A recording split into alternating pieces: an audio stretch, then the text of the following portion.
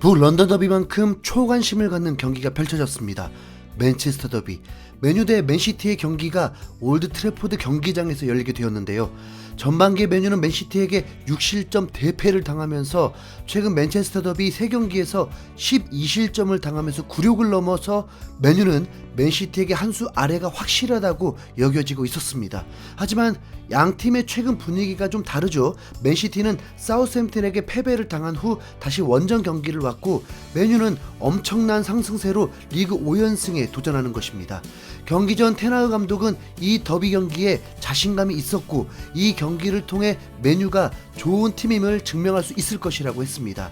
경기가 열리기 전 가장 궁금했던 것은 과르디올라 감독이 밝힌 신선한 아이디어가 과연 무엇일까였습니다. 우선 라인업을 봤을 때는 신선함은 없었습니다. 맨시티가 할 수 있는 최상의 라인업이라고 봐야 했습니다. 주전 센터백이 스톤스와 디아즈라고 봐야 할 텐데 이번 라인업에서는 아케와 아칸지였습니다. 최소한 워커를 센터백으로 넣진 않았습니다. 오히려 맨유가 신선한 조합이었습니다. 센터백에 루크쇼를 넣어버렸습니다. 전반기 때는 175cm의 리산드로 마르티네즈였는데 이번엔 185cm의 루크쇼였습니다. 현실을 인정하는 걸로 봐야죠. 맥과이어가 튼튼한 상태인데도 루크쇼인 걸 보면 맥과이어 거품이 제대로 빠진 듯 합니다. 맨유는 4-2-3-1 포메이션으로 데이아 골키퍼, 완비사카, 바란, 루크쇼, 말라시아, 카세미루, 프레드, 브루노 페르난데스, 에릭센, 레시포드, 스트라이커로 마샤를 투입했습니다. 이에 맞선 맨시티는 4-3-3, 에데르손 골키퍼, 칸셀루, 아케, 아칸지, 워커, 베르나르도 실바, 로드리, 데브라이너, 포든, 홀란, 마레즈가 출전했습니다. 이 경기 전반전은 양팀 모두 득점에 실패했는데 맨시티가 주도를 했지만 맨유가 모든 걸 쏟아붓겠다는 듯 압박하면서 맨시티를 괴롭혔습니다. 그럼 주심이 뭔가 컨트롤 해줘야 할 텐데 주심은 이 경기에 마음껏 부딪히라는 듯 관대했습니다.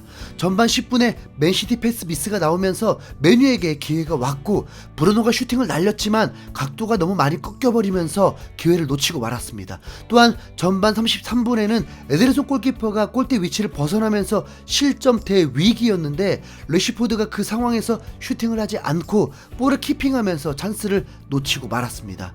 전반전은 0-0으로 마쳤습니다. 이상하죠? 맨유의 찬스만 소개해서요. 그런데 정말 맨시티는 70%의 점유율을 가지고도 기회를 만들지 못했습니다. 데브라이너를 통해서 길이 열려야 하는데 이 경기에 박지성이 나타나면서 프레드가 데브라이너를 전담하면서 완전 지워버렸습니다. 그랬더니 덩달아 혼란도 아무것도 하지 못했습니다.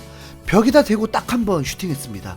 그런데도 이 경기는 시원시원하고 축구 볼맛 나듯 재미있었습니다. 전반 40분에 맨유는 대위기를 겪는데 레시포드가 주저앉으면서 스스로도 틀렸다는 듯 땅을 쳤습니다. 근데 전 더 신기했던 게 테나흐 감독 뚝심입니다.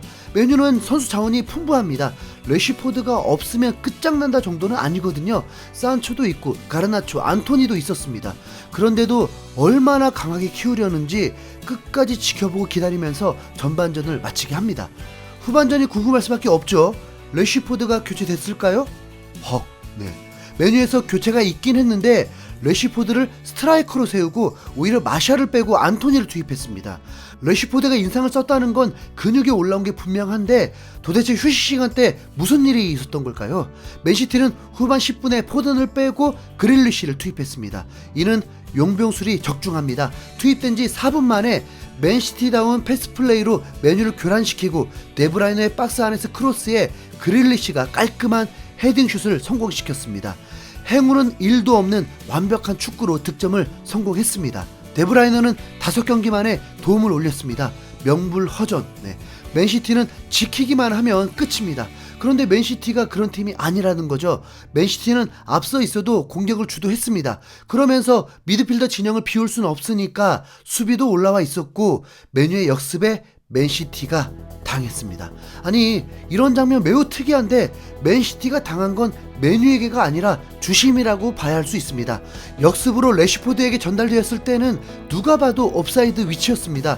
그런데 이 상황에서 레시포드가 그 볼을 만질 듯 말 듯 하더니 어느새 브루노가 들어와서 곧바로 슈팅을 때리면서 동점골을 넣었습니다. 넣은 순간 선심은 옵사이드를 선언했습니다. 그런데 이게 이상해요. 브루노도 항의를 합니다. 래시포드 한 게 없다는 거죠. 주심은 브레아를 돌려받고 매우 주관적인 판단이 들어가야 하는 상황. 네.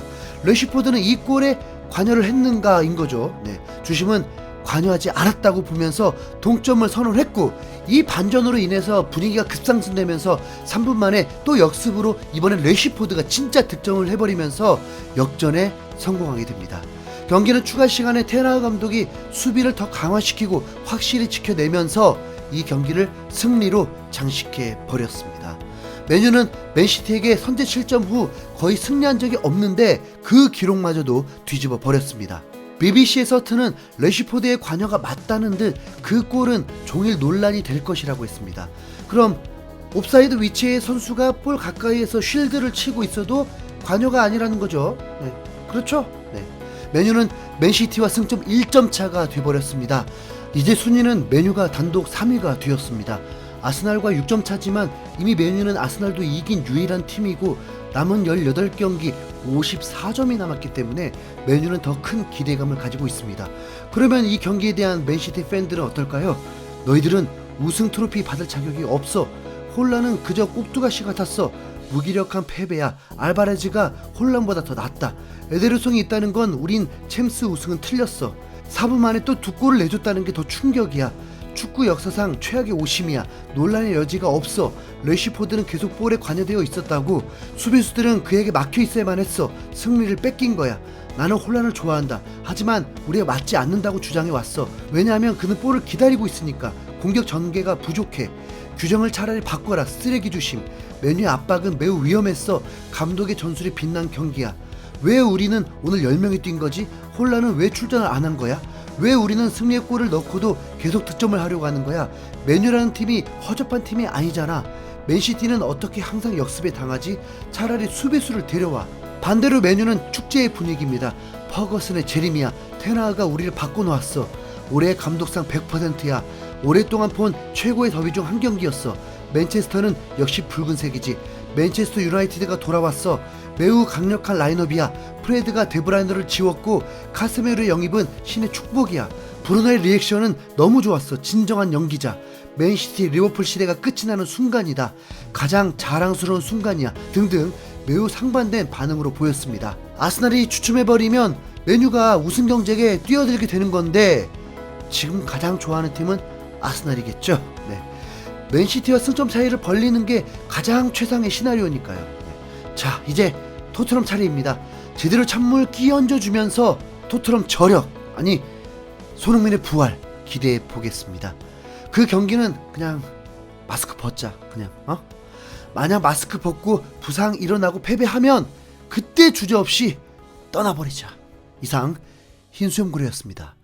감사합니다.